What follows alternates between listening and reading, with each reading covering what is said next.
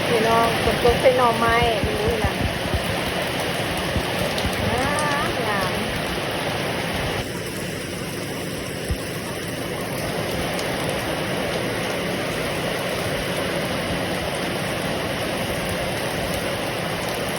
เดี๋ยวการออกมาโอ้ยอ่อนจอนดีเกี่ยวเบิดทุกม่องพี่น้องเลยฝนตกใส่น่ะเดี๋ยวละเมื่อมามีตะกี้หมุนนี่กระติดนี่ถือว่าหันเจโล่งแล้วพี่น้องที่หมุนบ่มีละ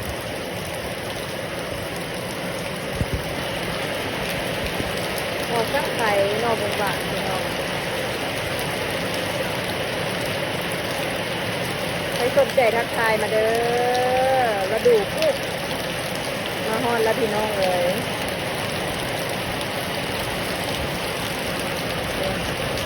ฝนก็เต็มใจต้นไม้ลงก็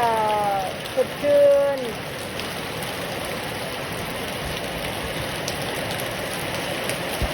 ใครสนใจทักมาเด้อไผ่ยักษ์บุ้งนะนอนตั้งไทยกับนอกบงบาทจ้า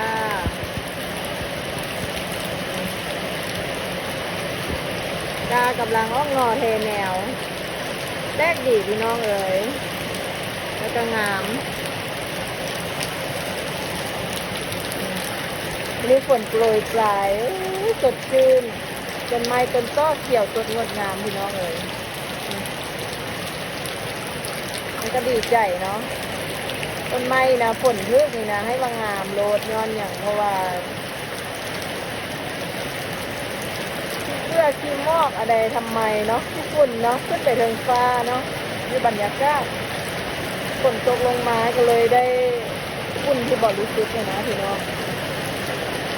ต้นไม้ปึกงามรถให้ใส่ฝุ่น